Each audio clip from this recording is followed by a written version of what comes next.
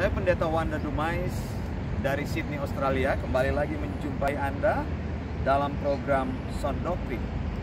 Dan hari ini saya ingin bicara mengenai topik yang berjudul 1 meter 100 cm. Apa yang ingin saya bahas pada hari ini adalah mengenai kata profitable dalam ayat 2 Timotius 3 ayat ke-16. Dalam terjemahan bahasa Inggris atau King James Version ada kata profitable. 2 Timothy 3:16, saya bacakan ayat ini. All scriptures is given by inspiration of God and is profitable for doctrine, for reproof, for correction, for instruction in righteousness. Terjemahan Lembaga Alkitab Indonesia menerjemahkan, atau terjemahan baru Alkitab Olai menerjemahkan kata profitable dengan kata memang bermanfaat. Ayatnya seperti ini, 2 Timotius 3 ayat 16, segala tulisan yang diilhamkan Allah memang bermanfaat untuk mengajar, untuk menyatakan kesalahan, untuk memperbaiki kelakuan, dan untuk mendidik orang dalam kebenaran. Nah, untuk menafsirkan ayat ini dengan baik, kita harus menafsirkan sesuai konteksnya. Bisa dengan ayat sebelumnya atau ayat sesudahnya. Dan saya menghubungkan dengan ayat sesudahnya, yaitu 2 Timotius 3 ayat 17 di dalam King James Version berkata, that the man of God may be perfect, thoroughly furnished unto all good works. Ya, perhatikan kata man of God di ayat itu. Terjemahan baru Lai berbunyi 2 Timotius 3 ayat 17, dengan demikian tiap-tiap manusia kepunyaan Allah diperlengkapi untuk setiap perbuatan baik. Ya, Lai menerjemahkan manusia kepunyaan Allah. Man of God di dalam King James Version berarti atau diterjemahkan dari Textus Receptus, Alkitab bahasa aslinya, dari Greek atau bahasa Yunani, yaitu theoanthropos, menunjuk kepada orang-orang yang mendedikasikan dirinya untuk melayani Tuhan. Jadi man of God atau manusia kepunyaan Allah atau theoanthropos itu tidak menunjuk kepada manusia secara umum, bukan manusia kebanyakan, tapi menunjuk kepada pria dan wanita yang mendedikasikan dirinya secara khusus dalam pelayanan Tuhan. Pria, wanita yang melayani Tuhan, ya. Jadi bukan hanya menunjuk kepada orang yang sudah lahir baru, tetapi orang yang melayani Tuhan. Alkitab terjemahan baru TB Lai tidak secara khusus menyebut hamba-hamba Tuhan, tapi hanya menyebut manusia atau tiap-tiap manusia kepunyaan Allah. Jadi ayat ini akan kita lihat berdasarkan terjemahan, berdasarkan bahasa aslinya, bahasa Yunani.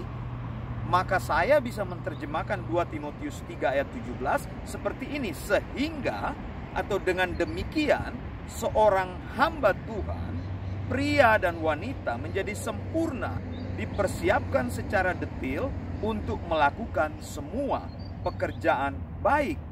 Nah, 2 Timotius 3 ayat 17 ini adalah konteks langsung dari 2 Timotius 3 ayat 16. Seorang hamba Tuhan mempunyai hubungan yang erat sekali dengan segala firman yang Tuhan tuliskan, segala tulisan firman Tuhan.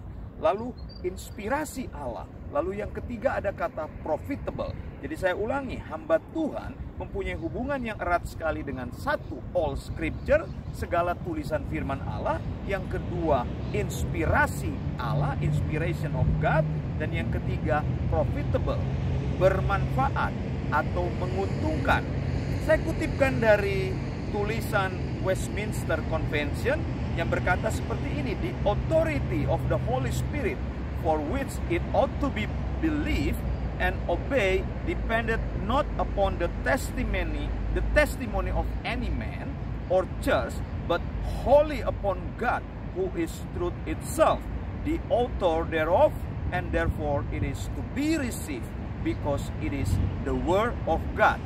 Jadi artinya seperti ini, otoritas firman Tuhan atau Alkitab yang harus dipercaya dan ditaati tidak bergantung pada kesaksian manusia atau gereja, tetapi sepenuhnya bergantung pada Allah yang adalah kebenaran itu sendiri, sang penulis Alkitab.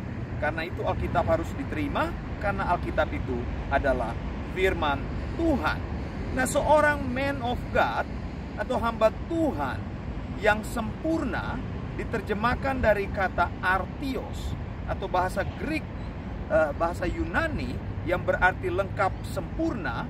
Satu artinya mempercayai bahwa Alkitab adalah firman Tuhan. Semua tulisan dari kitab Kejadian sampai kitab Wahyu adalah firman Tuhan yang sempurna, tidak bercacat, tidak ada salah, final dan absolut.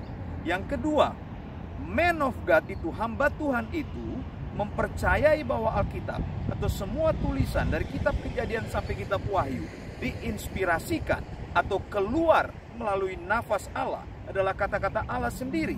Allah yang menciptakan langit dan bumi, dan Allah yang sama hanya menurunkan firman Tuhan dalam Kejadian sampai kitab Wahyu. Sesudah firman Tuhan yang final dan absolut ini, Allah tidak pernah menurunkan firman Tuhan lagi, baik itu lisan maupun tulisan. Inspirasi Allah bersifat tertutup, final dan absolut. Dan yang ketiga, mempercayai bahwa Alkitab memberi keuntungan, karena Alkitab itu adalah ucapan atau kata-kata Allah sendiri. Maka Alkitab adalah satu-satunya alat ukur yang valid untuk memperlengkapi, mempersiapkan, menyempurnakan para hamba Tuhan, pria dan wanita, untuk masuk pada pelayanan yang Allah tetapkan baginya. Apa yang Allah katakan, itulah yang Allah firmankan. Apa yang Allah nyatakan, itulah yang Allah singkapkan dalam tulisannya. Sehingga kesetiaan dan cinta kita kepada Alkitab bisa ditafsirkan seperti ini. 1 meter sama dengan 100 cm. Maksudnya adalah ukuran ini harus tepat. Kalau engkau katakan 1 meter itu 90 cm, maka engkau korupsi, engkau mengurangkan. Kalau engkau katakan 1 meter itu 120 cm, maka engkau melebih-lebihkan. Jadi ukurannya harus tepat. Apa yang Alkitab katakan, itulah yang Allah firmankan. Ya, jadi kita harus tunduk apa yang Tuhan nyatakan kepada firman-Nya. Jadi salah satu prinsip menafsirkan Alkitab adalah Bible interprets Bible. Alkitab harus menafsirkan Alkitab. Alkitab harus menafsirkan dirinya sendiri untuk mencari maksud atau arti daripada firman Tuhan. Biarlah Alkitab itu berbicara sendiri. Jangan memberitakan Injil populer karena engkau takut kehilangan jemaat. Karena engkau begitu ingin jemaatmu bertambah besar atau bertambah banyak, maka engkau memberitakan Injil populer, Injil tambal sulam, Injil yang disesuaikan dengan permintaan pasar. Jadi Injil yang kita dengar itu yang disampaikan melalui TV yang untuk menarik banyak jemaat orang, Injil tambal sulam. Injilnya itu bukan bersumber dari Alkitab, tapi Injil untuk menyenangkan telinga. Nah, pengkhotbah-pengkhotbah seperti ini, pengkhotbah Injil populer tidak punya kesetiaan kepada Alkitab karena dia berkhotbah untuk dibayar. Ya, tujuannya hanya cari uang. Ya, khotbah-khotbahnya dia diundang, dia menetapkan tarif supaya dia bisa menarik banyak orang. Mereka memakai artis di dalam gereja supaya banyak orang datang, memakai musik yang bagus, memakai penyanyi atau artis-artis rohani supaya menarik banyak orang. Jadi ini adalah pesanan-pesanan, khotbah-khotbah pesanan, kebaktian-kebaktian yang bersifat hiburan, ya. Tetapi dengarkan kata-kata saya, semakin engkau membaca dan mempelajari Alkitab, maka engkau akan semakin mencintai Alkitab. Engkau semakin mencintai Alkitabmu, maka engkau semakin suka membaca dan mempelajarinya. Baca dan pelajarilah Alkitab seolah-olah Allah berbicara kepadamu. Dan memang sesungguhnya dia sedang berbicara kepadamu melalui Alkitab.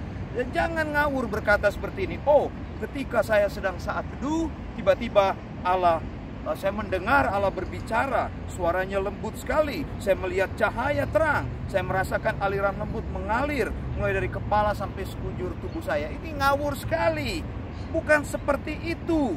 Ya, ketika engkau membaca Alkitab dan mempelajari kata-kata atau inspirasi atau kata yang diilhamkan Allah, Theopneustos, God breathed, Allah berkata-kata di dalam Alkitab, maka engkau mengakui Alkitab itu sebagai firman Allah.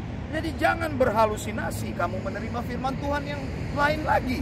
Sudah ada Alkitab yang Tuhan inspirasikan, kamu katakan bahwa Tuhan berbicara, bahwa saya mendengar suara Tuhan. Oh, jelas sekali, suara Tuhan yang lembut sekali. Tidak ada yang seperti itu. Suara Tuhan hanya di dalam Alkitab. Firman Tuhan dari mana? Kalau engkau masih menerima firman Tuhan yang lain, maka engkau tidak taat kepada firman Tuhan.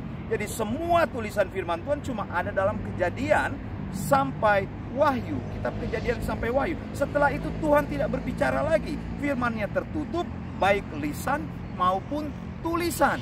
Jadi tidak ada lagi firman Tuhan yang kau katakan. Ada orang yang katakan saya menerima rema. Apa sih artinya rema? Logos artinya adalah perkataan, rema juga adalah perkataan. Jadi logos itu ditafsirkan sebagai firman Tuhan. Logos, orang Yunani mengenal dua kata-kata, dua perkataan. Jadi kata-kata diartikan di dalam bahasa Yunani itu sebagai logos, kata-kata yang dituliskan, lalu rema. Kalau saya berbicara kepada Anda, itu artinya rema. Bukan engkau katakan saya menerima rema dari Tuhan. Maksudnya apa? Tidak ada yang seperti itu. Engkau menerima sesuatu yang lisan. Tuhan tidak akan berbicara seperti itu. Tapi Tuhan akan berbicara melalui Alkitab yang engkau pelajari dan engkau tafsirkan secara pas, secara tepat menurut prinsip-prinsip yang bisa dipertanggungjawabkan. Jadi engkau tidak katakan seperti ini, aku menerima firman lalu Tuhan Yesus katakan, anakku, akulah Yesus Tuhanmu, aku mengasihi engkau. Banyak di dalam kebaktian seperti ini. Lalu katakan, aku Yesus datang di sini, percayalah anakku, aku meneguhkan. Ini semua omong kosong, nubuat-nubuat kosong. Tidak sesuai dengan apa yang Tuhan firmankan. Kalau engkau katakan seperti itu, maka engkau sedang menambahkan inspirasi daripada Alkitab. Engkau sedang katakan bahwa engkau menerima pewahyuan baru. Firman Tuhan itu, wahyu atau inspirasi sudah selesai, maka kita tidak perlu menambahkan lagi. Ingat kata-kata saya di dalam permulaan daripada pemberitaan firman ini.